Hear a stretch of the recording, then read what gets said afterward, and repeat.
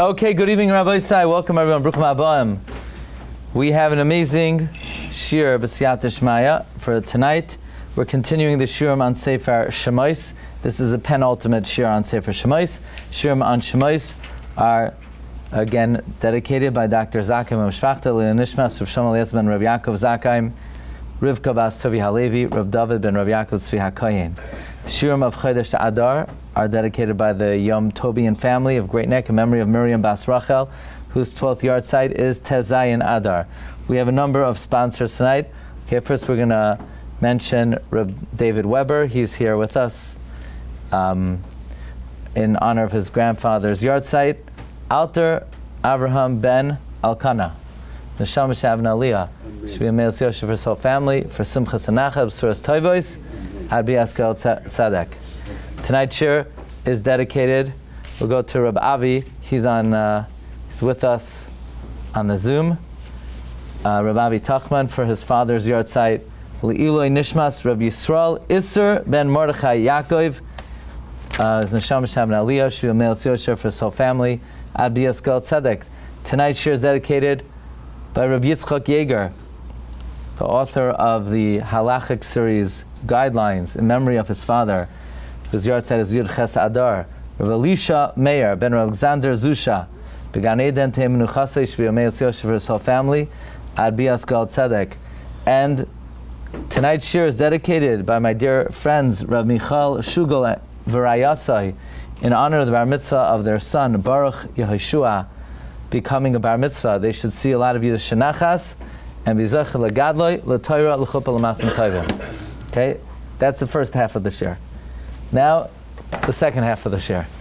I have very important announcements to make. First of all, make sure you get your Haggadah. And even if you got last year, but you took off the shrink wrap, now you don't have one with shrink wrap. So here's one available in the shrink wrap. Now, maybe in past years you said the Haggadah in Lashon Kodesh or in English. This year, this Haggadah is now available. As of today, it was born in Spanish and French. So you could say the Haggadah now not only in Yiddish, you could say it in Spanish, you could, or whatever country, South America, in Panama, or in Argentina, Colombia, Venezuela. What do they speak there? I don't know if they speak, but they know it, okay?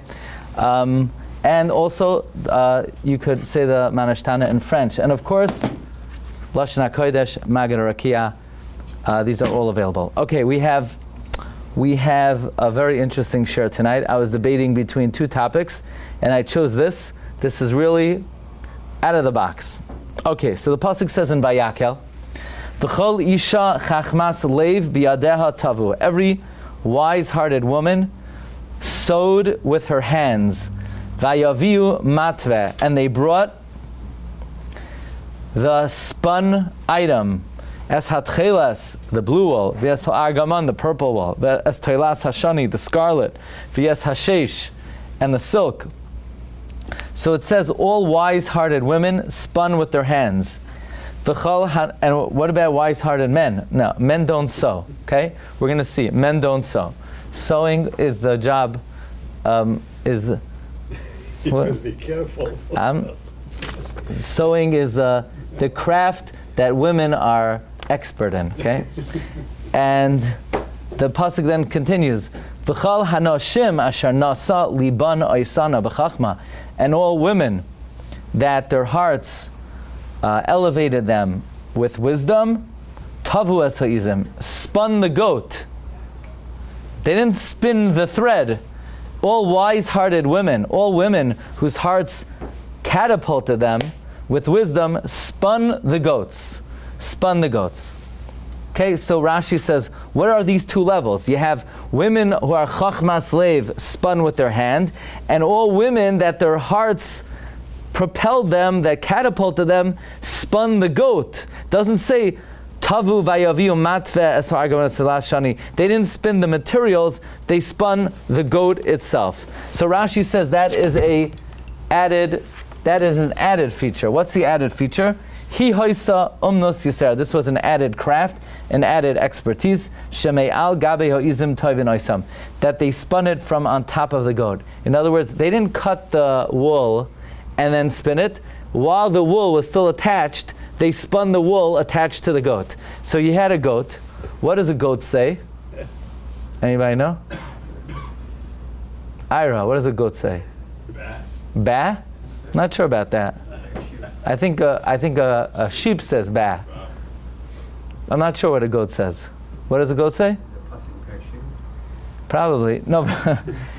So the goat was sitting there. They combed the wool. They combed it and they spun it while it was on the goat. And after they spun it, then they cut it, which is not the usual way to spin wool. Usually you cut it, you process it, then you spin it. No.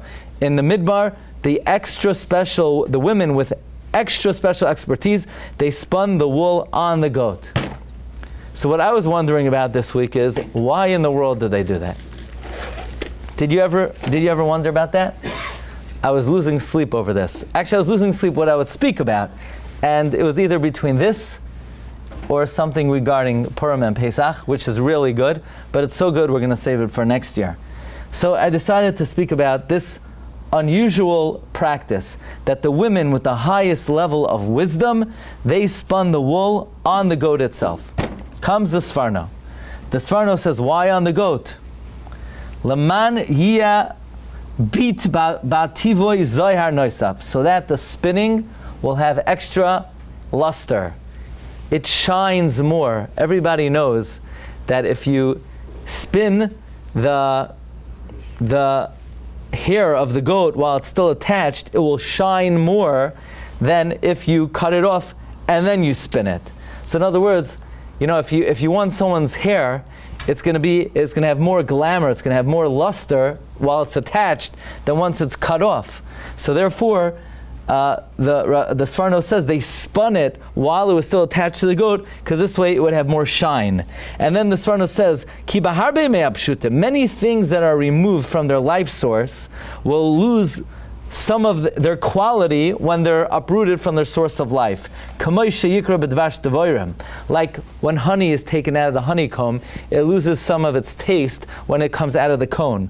Or cassia. You know what cassia is? Type of cinnamon. If it's still attached, it has more flavor and shine than when it's disattached. Or milk. So there are many things that while they're attached, they have more shine. So these women had a special expertise. They were able to spin it while it was still attached to the goat, and the advantage of doing that was it presented nicer. It looked nicer. It had more of a shine if they spun it while still attached to the goat. That's the answer of the Sfarno. The thing is, we do find this phenomenon in a number of other places. So for example, the Shemen Hamar, Rashi seems to imply they didn't cut off the olive and then squeeze it. It almost seems like they squeezed it while it was still on the tree.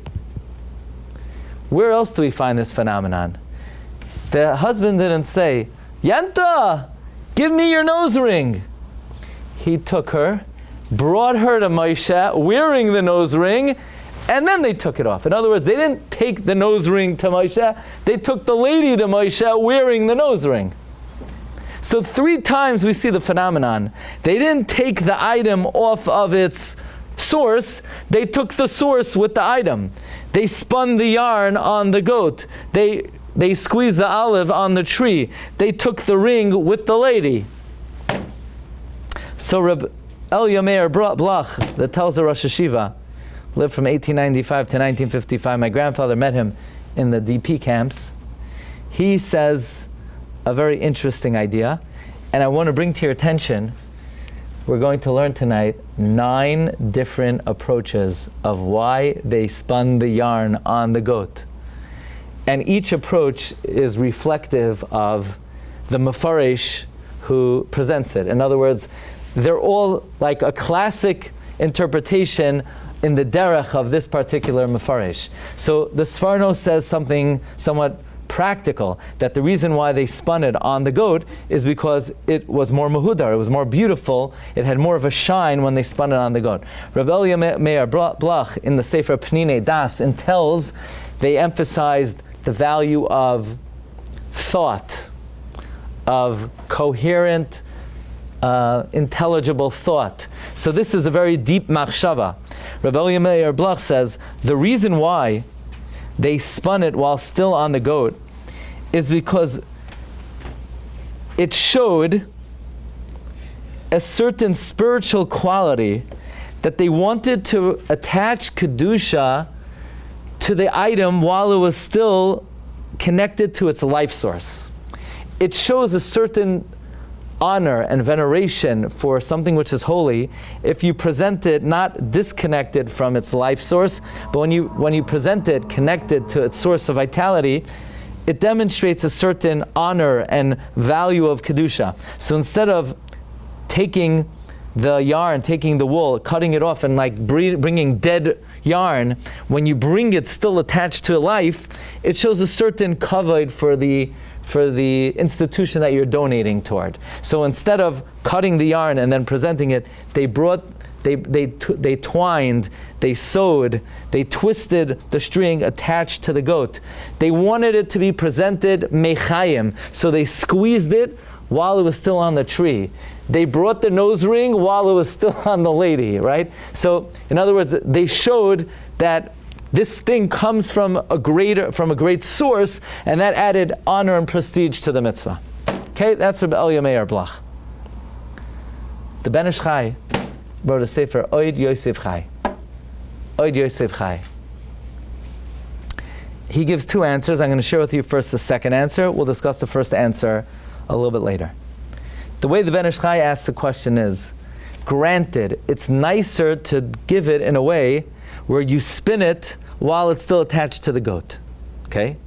But ultimately, the goat is going to go, because you're not going to make curtains and the goat is still attached to the you didn't have coming out of the walls of the Mishkan. So eventually, we needed him. Yeah, eventually you're going to cut it. So once it's presented to the Mishkan, would anybody have any idea whatsoever whether you spun it attached to the goat or you cut it and then you spun it? It's nice. In the giving, it's better. But ultimately, once it's received, nobody could tell the difference. I mean, again, not like the Sforno that it shines more. But at the end of the day, nobody could tell the difference if you spun it attached to the goat, then you cut it, or you cut it and then you spun it. So what's the maila of spinning it attached to the goat? So Ben Ish Chai says something phenomenal. Ben Ish Chai says, what's the purpose of the Mishkan? It's a kapara for the Chet HaEgal, yeah? Who sinned with the Egal? The men, not the ladies. The men said, take off your jewelry. And she said, no. Shprinza said, I'm not taking it off. She said, I'm not gonna donate. So they had to yank it off. So the Mishkan is not a takana, it's not a tikkun for the women, it's a tikkun for the men. That's why you only give machzas hashekel. For the men, not for the ladies. So the ladies knew that this whole donation is for the sake of the men and not for the ladies. So they said like this, but here's the problem. Houston, we got a problem. Because sewing is the expertise of the ladies, not the men. So if we're going to sew, we'll get zuchos, but they won't. So and they're going to lose that on a tikkun. So we have a great idea, because in halacha something is considered attributed to its final step. So we'll spin it on the goat. They'll cut it off, so they'll be accredited with the spinning. But if it's cut off and then we spin it, we did it. So as a way to as a gift to the men, as a way of benefiting the men, the women spun the wool on the goat. The men cut it off. The men are accredited with the mitzvah of spinning, because hakol holiest achar hagmar, and this way the men get a tikkun for their mice. Okay, so that was, and that's why this was an extra special chachma, right? The pasuk says, the wise women So the tchelas argaman hashani, and the women who had extra special chachma, they spun it on the goat. Why? Because they knew the lamdus that if they cut it and then they spin it, then they're going to get credit, not the men, and the purpose is for the men to get credit. So the women who were lamdanim, who had extra chachma, they spun it on the goat. You got that? So far we have 3 reasons why the women spun it on the goat. Number 1, the Sfarno says it shined more. Number 2, Rabbi Meir Blach says it shows an honor to the mitzvah if you want to keep it connected to its source of life. And the Ben Ish Chai says alamdos that by spinning it on the goat and then the men cut it, the men are accredited with it. Now, the Yismach Moshe, the Heilige Yismach Moshe. Rav Moshe Teitelbaum, the progenitor, Satmar, hails from the Yismach Moshe. I told you, actually, my grandmother, after the Holocaust, was with a woman, Mrs. Natanzan, who was a descendant of the Yismach Moshe, so close that she had his gartel. And she told her son at her levaya he should wear the gartel of the Yismach Moshe. Satmar wants to buy the gartel for a handsome son, but they're not going to sell it. So, anyway, that's my connection to the Yismach Moshe. We were connected to his gartel, okay? The Yismach Moshe was a contemporary of the Chassam Sofer. Yismach Moshe says like this, you know why they spun it on the goat?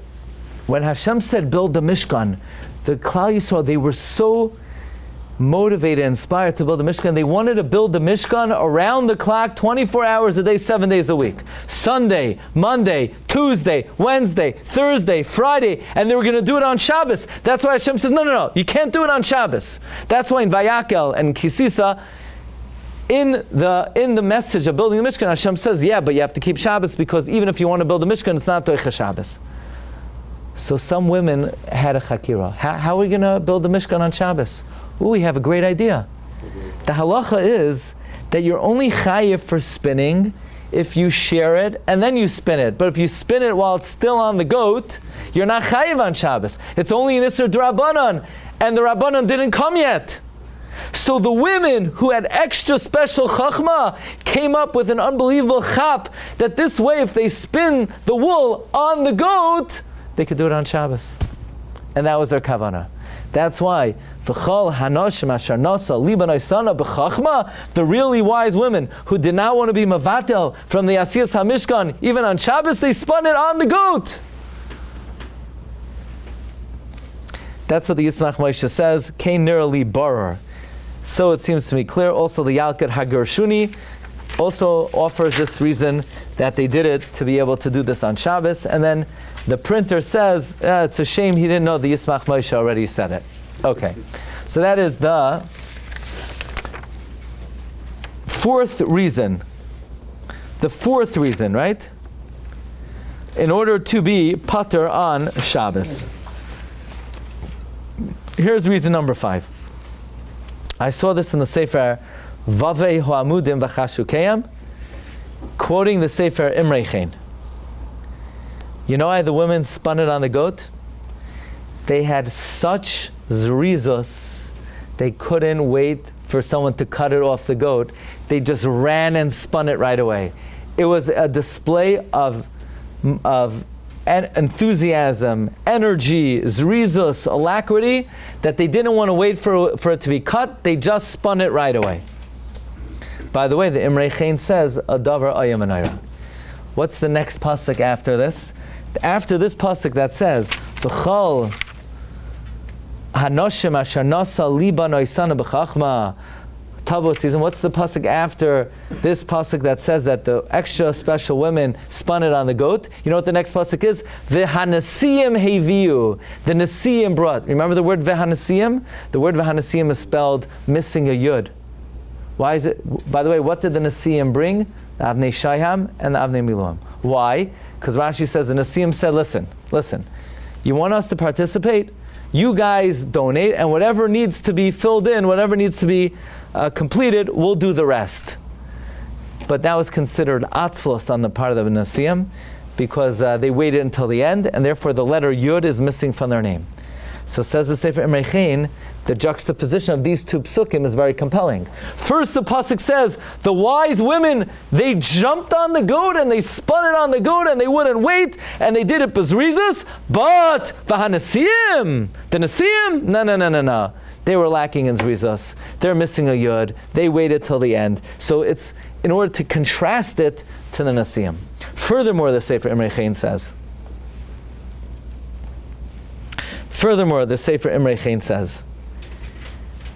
we're trying to compliment the women. They didn't participate in the egal. What didn't they do with the egal? They didn't donate their jewelry. The men had to rip it off them. So maybe you say, you know why they didn't donate their jewelry? It's not because they didn't want to participate with the egal. It's because maybe they were lazy. Maybe you'll say the reason the women didn't donate to the egal is maybe they were lazy. So the pasuk said, no, not these ladies.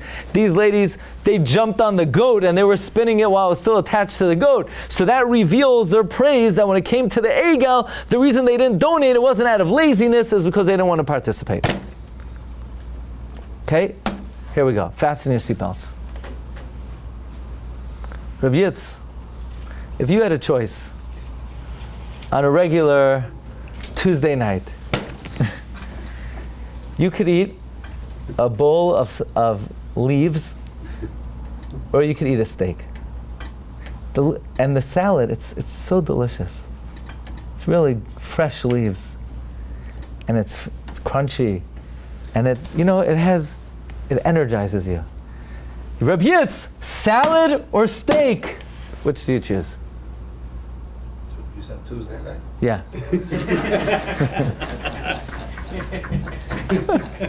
I'm sick of meat all the weekend already, so maybe I'll go with the salad. Salad. David? Steak, 7 days a week. 7 days a week. Okay, thank you. That's the correct answer. Okay? You know, the Gemara says, here's amazing, the Reb Tzadok HaKohen tells a Gemara in Shabbos, an amazing Gemara. The Gemara says, if you don't have enough bread, don't eat veggies, because it whets the appetite, and you're going to be starving. So if you don't have bread, don't eat vegetables.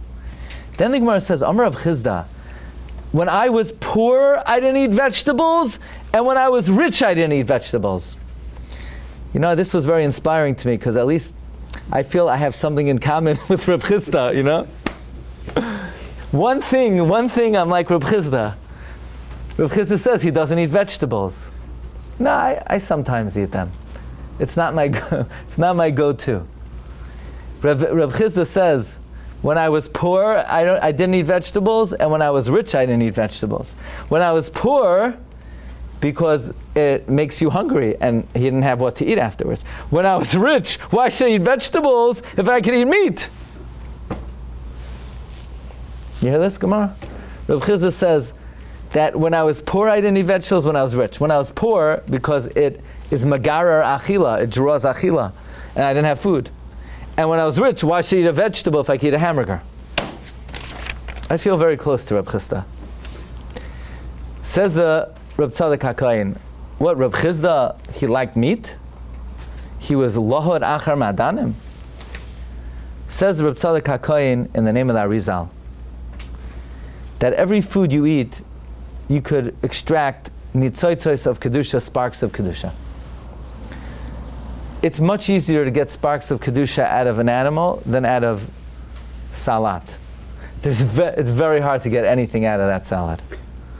You could have, you know why, nowadays, when I was a kid, you had salad, they give you a little bowl. Now you go to the store, they give you a bowl, like, I don't know, you have a guy, one guy's eating a slice of pizza, the other guy has this barrel, like a gigas. It looks like the gigas Hashem was going to drop by Matan Torah. A whole thing of salad.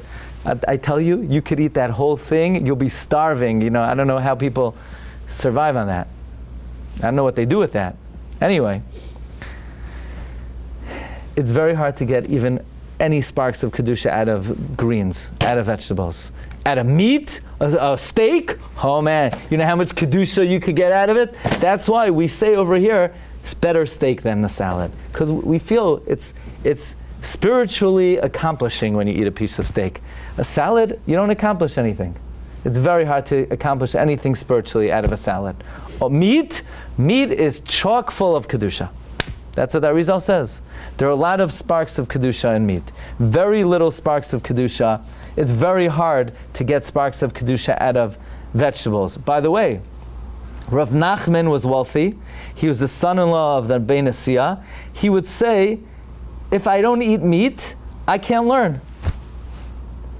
Without meat, you can't learn Gemara. There's no way. That's what Rav Nachman said. Says Reb Tzadok HaKohen like this. If meat, if a living thing, you're able to get a lot of Kedusha out of it, and a plant, you're able to get very little Kedusha, we have cracked the code of why the women were spinning the wool attached to the goat. What do you want them to do? Cut off the hair, bring the hair into their workroom. What's hair when it's not attached to a goat? It's not even a plant. It's a rock. It's a doimim. Try getting Kedusha out of it. There's no holiness that could be generated in such an act. Spinning yarn when it's not attached to a chai is a spiritually almost empty activity. But if the wool is attached to the goat, you know how much Kedusha you could extract from such a process?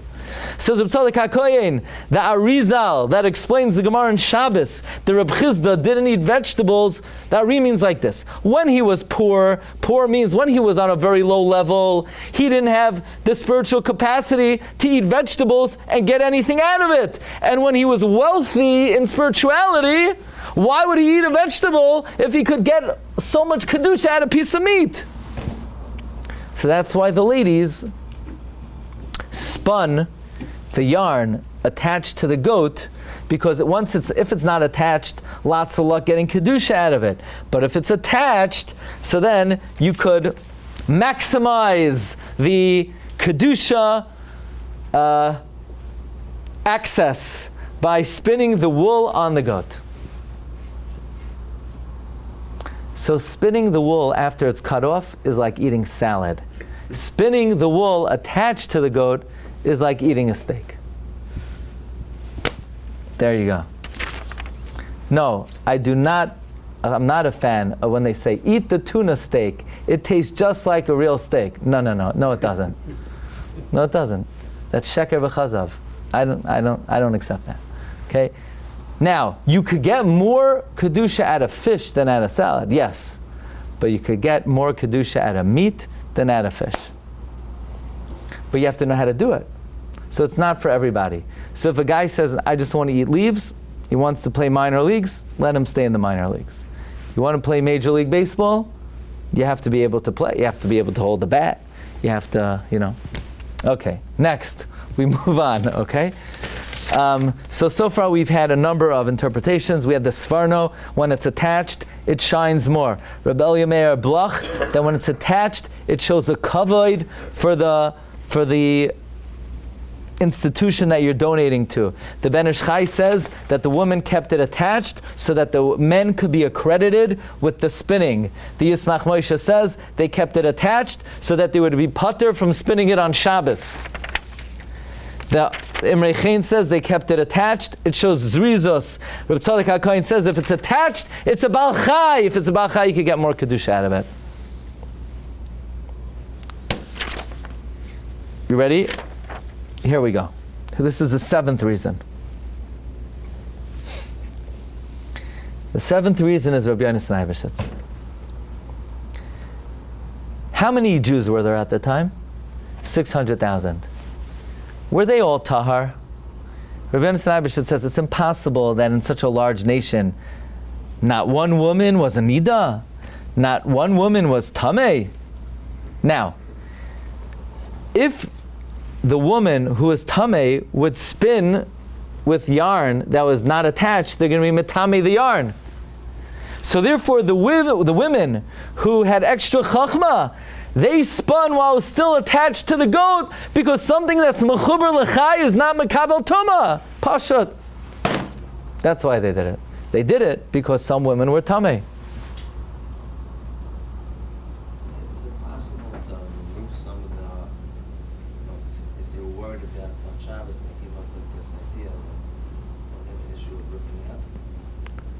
They spun it attached. They didn't rip it out. It's playing with fire.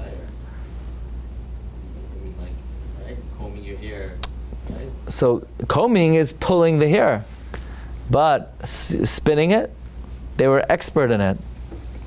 You know, look, the goat probably had long hair, and they were careful not to do it. And if it happens, it's davar she'eino miskaven. Because then the tumble would be an issue then, right? Yeah, but they did it while it was still attached. That's the answer of Rabbi Yonasan Eibeshitz. The Tiferes Yaakov quotes Rabbi Yonasan Eibeshitz. He says, look, we don't usually ask questions on drush, but b'mechilas kvoid, the Torah of Rabbi Yonasan Eibeshitz, this great giant, this Sar HaTorah, it seems that he momentarily forgot what Chazal said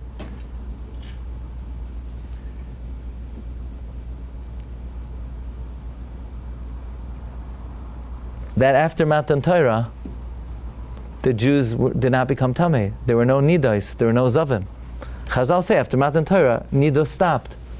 So what's Rabbi Yonasan Eibeshitz talking about? Chazal say openly, after Matan Torah, nida is that process is a phenomenon that is a semblance of death, but there was no death. After Matan Torah, the Jews were going to live forever. And that's when they got the tzivoy of the Melechas HaMishkan. So the command to build the Mishkan was right after Kabbalas HaTorah. So what's Rabbi Yonasan Eibeshitz saying? Oh, the women, they spun it on the animals, so the nidos would not be matame. What do you mean nidos? There were no nidos. So the Pardes Yosef says, okay, maybe there were no nidos, but if a woman, what's the halacha if a woman gives birth and there's no dam? Is she tamei or is she tahar? She's still tamei, because there's a rule, ein psichas hakaver b'lei dam. So even if there were no nidos, there were still yoiledes. There were still yoiledes. We're going to explain this further. Let's take a look very carefully at the lashon of the psukim. Take a look back at number 1. V'chol isha chachmas leiv biyadeha tavu vayaviu matve es hatchilas v'es ha'argaman es toilas hashani v'es hashesh. This pasuk, lashon yachid or lashon rabim? When it talks about the women, v'chol isha chachmas leiv, is that lashon yachid or lashon rabim? Yachid. Yachid. V'chol isha chachmas leiv, not libam, not biyadehem. And then it says v'chol hanashim, plural. So why the first level of chachma does it talk about the women in lashon yachid, and the second level of chachma talks about the women in lashon rabim? Says the Meshech Chachma, very simple. The first level, they were sewing tcheles, argaman, toila, shani. So not all women were able to do it. Any woman who was tamei couldn't do it. It was only individuals who were tahar or went to the mikvah. So legabi, the first level of those who sewed with the raw material, it's v'chol isha, individual women. But the second level of those who sewed while it was still attached, it was all women, because even if they were tamei, they were still allowed to do it. So regarding the first level of sewing with the tcheles, the argaman, it's only individuals. That's why it says v'chol isha. But when it comes to the second level where they were sewing when it was attached, it's v'chol hanashim. That's the amazing diuk of the Meshech Chachma. By the way, in the Sefer Yalkut David, he says on the words leiv biyadeha tavu, leiv biyadeha tavu is Rashi Tevois, taval, that the women went to the mikvah before they spun.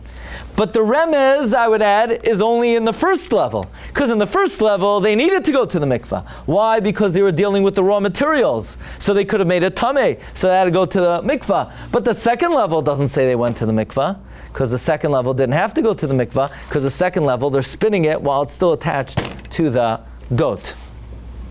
Okay. I just want to conclude by answering this question that they ask on Rabbi Yonasan Eibeshitz. The Tfaras Yaakov asked on Rabbi Yonasan Eibeshitz that what's Rabbi Yonasan saying that the reason why the women sewed while still attached, because if they were a nida, they would be matameyit, so by sewing it while it's still attached, they would avoid tumah. But there was no nida at the time. There was no nidos at the time. So by the way,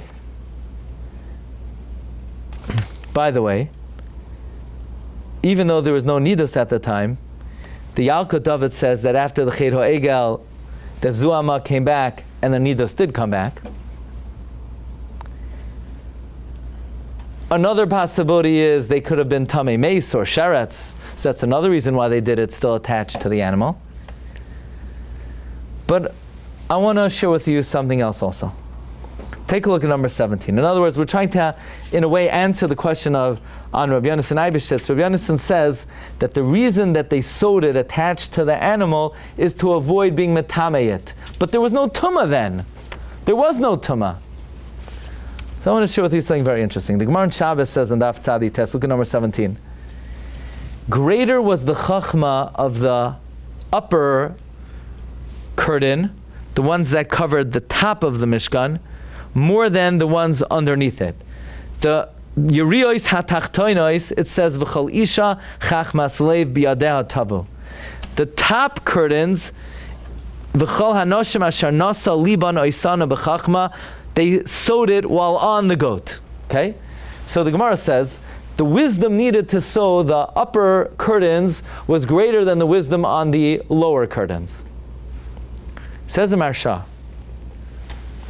The Marsha says that there were 3 dimensions of the Mishkan.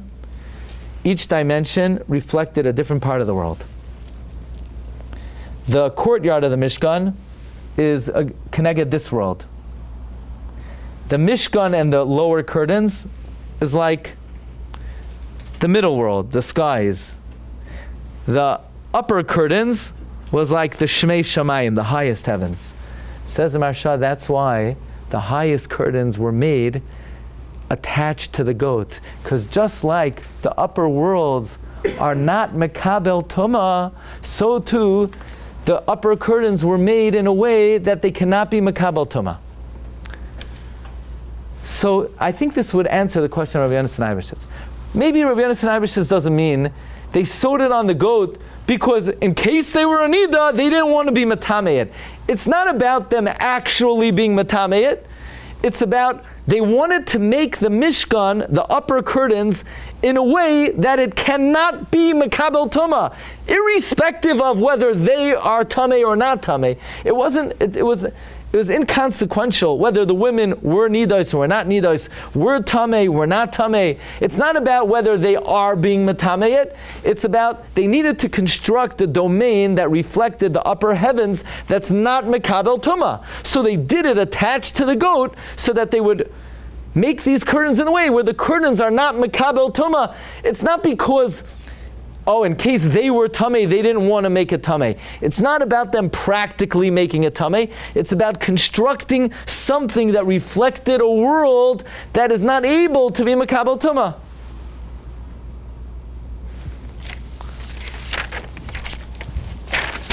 Rabbi Yochanan Luria, a Rishain, he brings that one should teach women needlepoint, weaving and sewing, so that when the Beis Hamikdash is built, they too can be sewing the curtains of the Mishkan, and if they want to achieve the greatest level of wisdom, maybe you should buy them a goat so that they could learn the craft of sewing while it's still attached to the goat.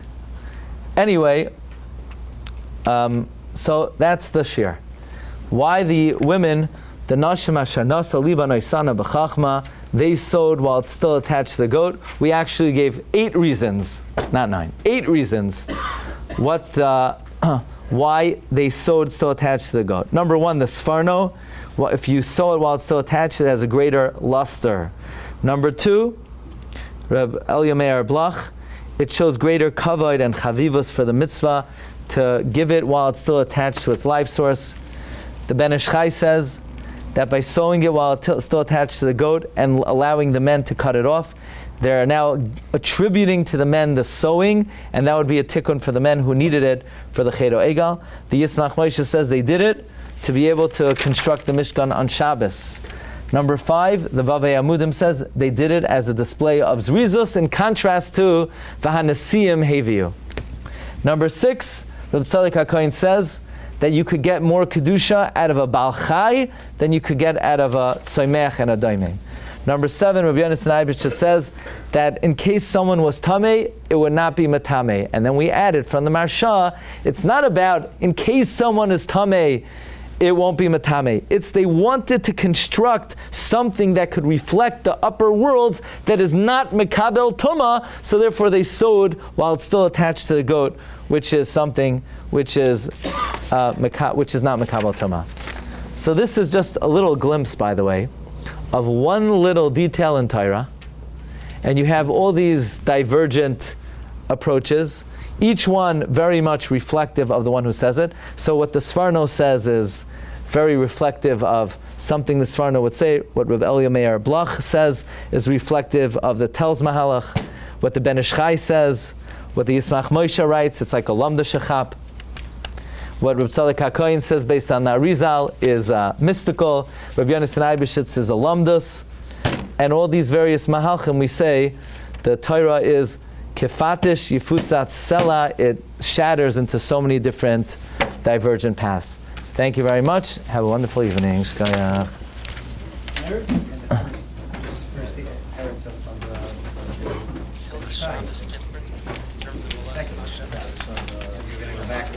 One second, what? You're going to go back to the first. The Ben Ish Chai's first answer is the same as is the same as Rabbi Yonasan Eibeshitz, so that they don't become tamei. So you could.